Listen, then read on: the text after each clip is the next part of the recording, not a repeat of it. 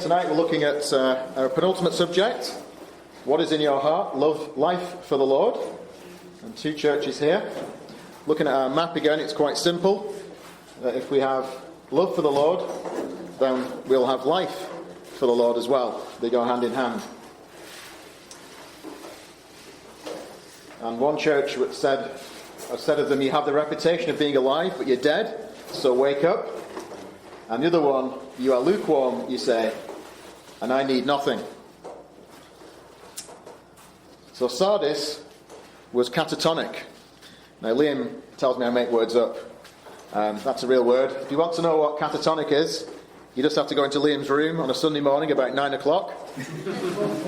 Because to be catatonic means to be in an unresponsive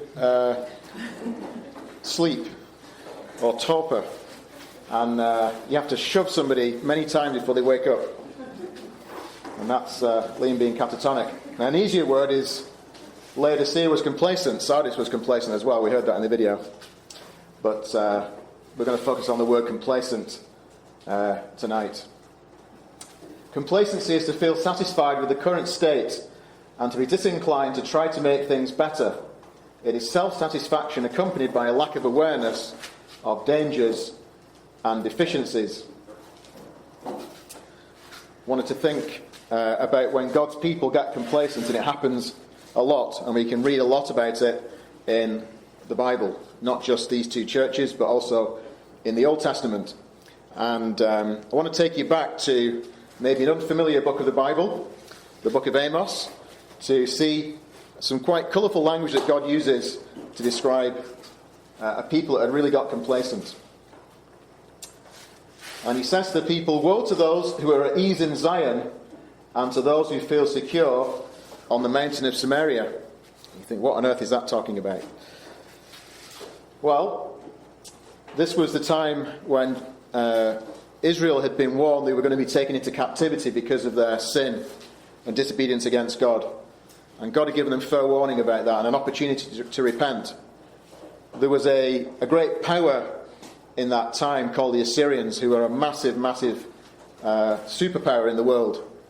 And they were going across that part of the world and gradually bashing countries into submission. And they were on the doorstep.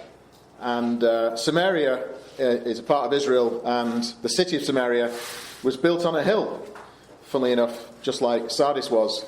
And the people felt quite secure that they didn't need to worry about the Assyrians because they had a natural defence in the hills of Samaria. And I decided to use the message here to explain a couple of these verses in more modern language. And this translation is, woe to you who think you live on Easy Street in Zion, who think Mount Samaria is the good life. And you'll see how that fits into what comes next. Verse 2 says, the notable men of the first of the nations to whom the house of Israel comes. So Amos is speaking to the leaders of the people in Samaria who think that they're the big cheeses of the most important nation on earth. And they're the people that the rest of Israel comes for guidance. And the message says that you assume you're at the top of the heap and you've been voted the number one best place to live. Well, wake up and look around. So just like Sardis was told to wake up, so were the people of Samaria. And then Amos goes on to say, God goes on to say, woe to those who lie on beds of ivory and stretch themselves out on their couches. Ivory is something that's been banned, of course, to make furniture out of ivory these days because of the damage to the elephant population. But for thousands of years it's been a luxury item. Very, very expensive to buy.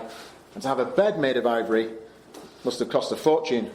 And they were stretching themselves out on their couches. And that's really the opposite of what we're thinking about stretching out in prayer. They were stretching out on their couches and just lounging around. And then God says, you're eating lamb from the flock and calves from the midst of the stall. And that doesn't sound unusual. Ben and I were just talking today how much we enjoy lamb and lamb curries and things like that. The problem here was that back in those days, people didn't tend to eat lambs and calves because they wanted to wait until the animals were old. They had served their purpose. They had produced more offspring. They had produced milk. And it was at the end of their lives that they were slaughtered to provide meat. It was really very wasteful to kill a lamb in its prime with all its years of production ahead of him or her. And the calves as well, prevented from becoming bulls or cows and producing so much for them. And they were just decadent, just saying, we've got plenty of these. We're just going to have one of these every day.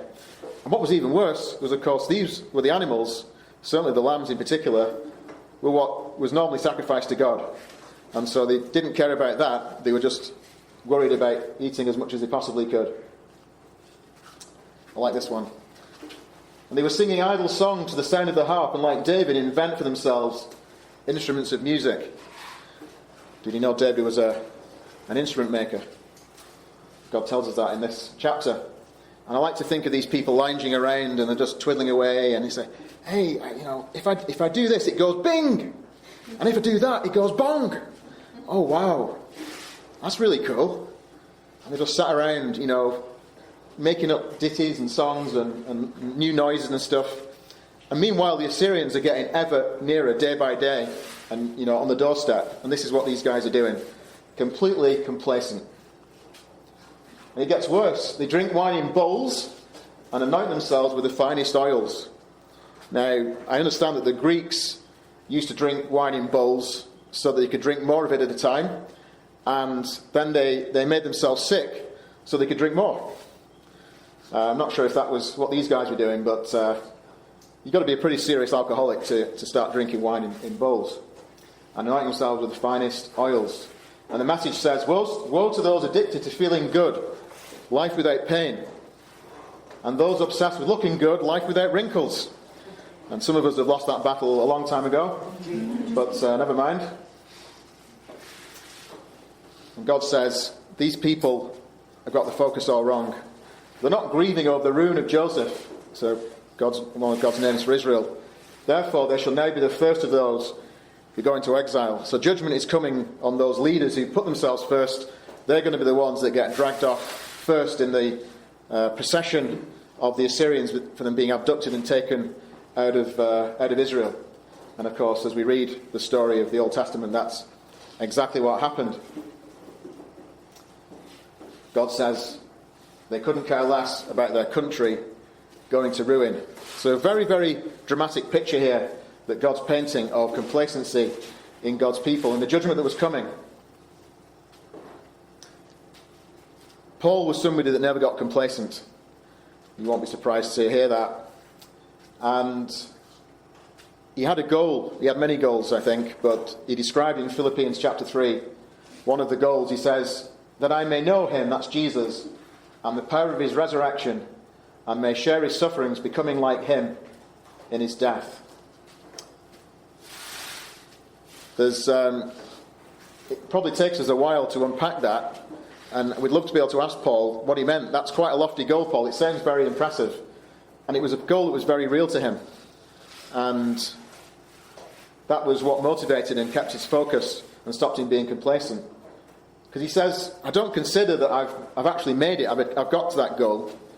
But one thing I do, forgetting what lies behind and straining forward to what lies ahead, I press on toward the goal. I hope you enjoyed that video of people that got complacent. And some were very unlucky as well. But they were all complacent, thinking they had achieved something. And they hadn't. And Paul says, I'm not going to look behind, look over my shoulder. I'm going to keep my eyes on the finish line.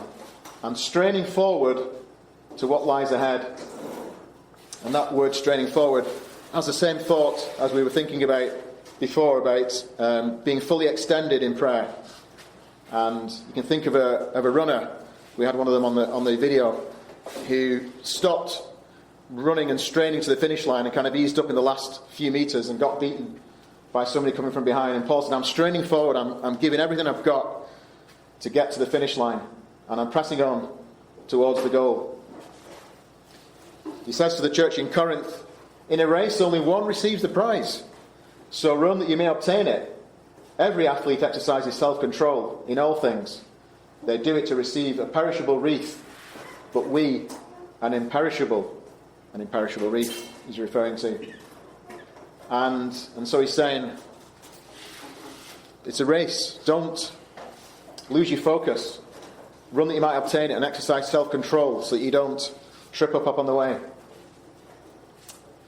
Don't know what your goals are in spiritual terms. I don't know whether you have goals for life in terms of your career, or a time in your mind about when you want to settle down and maybe get married, if that's in God's will for you, or buy a house. And these are all good things. They can be good things to focus on. But what is your spiritual goal? And how are you doing against that? Are you bothered about your spiritual life, your discipleship, your relationship with Jesus, your role in the church? Are you just complacent? Well, that's somebody else's problem. It's not my problem to worry about. I'll worry about it when I'm older.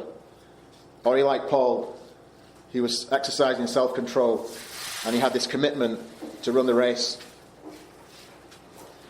He says, I don't run aimlessly. That's the idea, I think, of somebody that's lost the finish line. That'd be very embarrassing for a runner to be running to the finish line and then can't find it.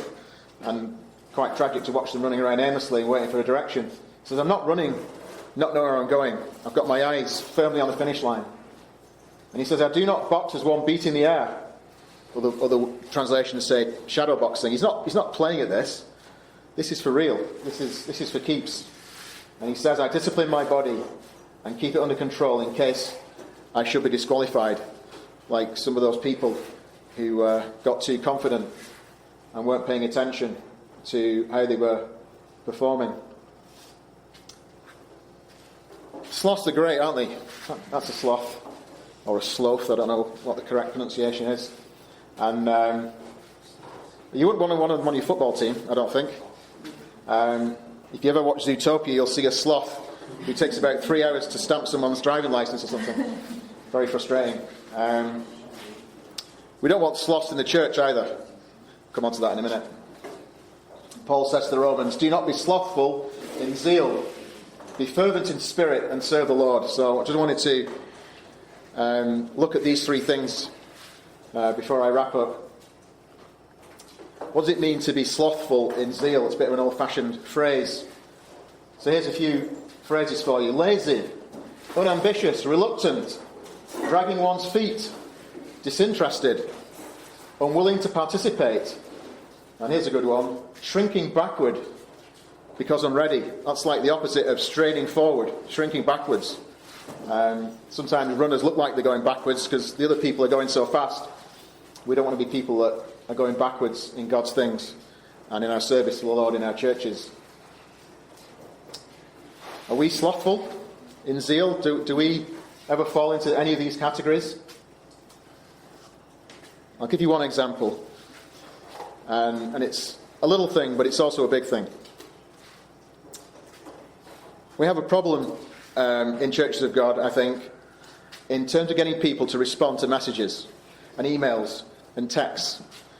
I thought it was bad before COVID, and then COVID came. I thought, well, there's so much less for people to do now. There's so many distractions, so many less distractions. Surely that's going to get better. Actually, it got worse.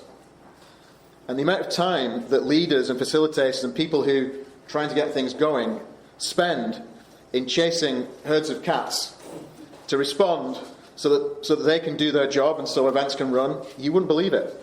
How much energy that takes out of you. And there's so many people that are guilty of it. Not just young people, from the oldest to the youngest. And it cripples us. It really does. And it gives the impression when people need to be chased time and time again to be followed up on stuff that's really simple a lot of the time, it gives the impression that they're falling into that category. Now that might not be the case, but it's a warning sign. And we know, as I've said before, if you do think something once and you slip up and you say, oh, sorry, I forgot about that, that's okay. We all do that. Everybody does that. If that's your habit, that you just wait for someone to chase you and chase you and chase you, and you wait till the last minute before signing up for something, or contributing, or chipping in, or just stay silent because, well, someone else will chip in before me. And it's like playing a game of chicken to see who's going to respond first, so that I don't have to. It's a small thing, but when we're talking about service together in churches of God, it's crippling us. I mean that seriously. It's sapping out so much energy out of people who are trying to get things going.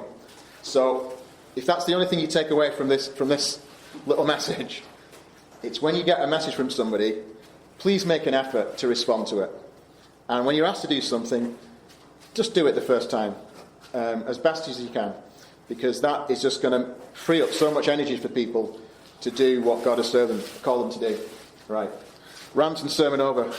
I'm allowed one rant per week, so that was it. Being fervent in spirit is the opposite, as you might expect. And it's about bubbling over. We're back to temperature again.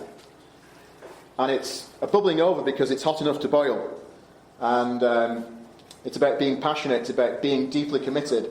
It's about setting your heart on something and carrying it out. That's what God is looking for. That's what we're looking for. That's what we desperately need. People in churches of God who are fervent in spirit. That they're just on fire for God. And that comes out in their service. And their energy levels are high in terms of their service in their local church and in the wider churches and in the churches of God. Our churches across the world are growing fast. They are growing fast in many countries of the world. And our resource base to support that growth isn't growing to anywhere near the same degree. And so we all need to be fervent and not lukewarm, but be fervent in spirit. And that fervency will be infectious, and it will cause other people to be fervent as well. Finally, serve the Lord. The word to serve is actually a word for a slave. To serve as a slave, having all personal ownership rights assigned to the owner. If we could get that thought in our mind, that might help us with our complacency.